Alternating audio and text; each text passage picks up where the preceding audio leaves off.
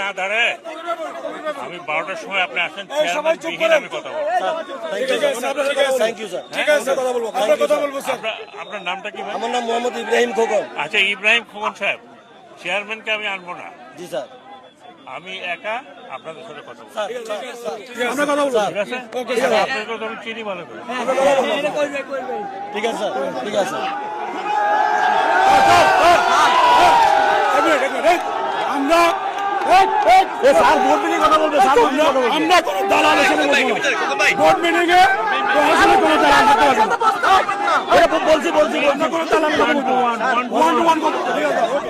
আপনারা দেখেছেন আমাদের কর্মচারীরা নৌ উপদেষ্টার সড়ক নৌ উপদেষ্টার গাড়ি অবরোধ করেছিল। আমি এবং আমার সহযোদ্ধা জনাব ইব্রাহিম খোকন আমরা দুজনে মিলে উপদেষ্টাকে নিরাপদে বন্দর ভবনে পৌঁছে দিয়েছি কি দেখেছেন আপনারা। উনি আমাদেরকে বলেছে আমাদের সাথে বোট ক্লাবে একটায় বসবে, আমরা একটাই বোট ক্লাবে বসতে রাজি নই। আমাদের সাথে আলোচনা করতে হলে বন্দরের যে কোনো কক্ষে আমরা আলোচনা করতে রাজি আছি। এটাই হচ্ছে আমাদের সাথে কোনো আলোচনা হয়নি। চট্টগ্রাম বন্দরের চেয়ারম্যান মনিরুজ্জামান এখনো গুয়ার্তমি করতেছে এবং নৌ উপদেষ্টাকে অগোচরে রেখেই সে বিভিন্ন তথ্যপত্র উপস্থাপন করে চুক্তি করতে চায় এবং নৌ উপদেষ্টা অনেক বিষয়ে জানেন না। আমরা যদি বৈঠকে বসি ওনাকে আসল চিত্রটা আমরা তুলে ধরবো এবং আমি বিশ্বাস করি একজন দেশপ্রেমিক সেনাবাহিনী হিসাবে উনি অবশ্যই চট্টগ্রাম বন্দরের এনসিটিকে বিদেশিদের হাতে তুলে না দেওয়ার যে যুক্তি আমরা উপস্থাপন করব সে উপস্থাপিত যুক্তি উনি মেনে নেবেন।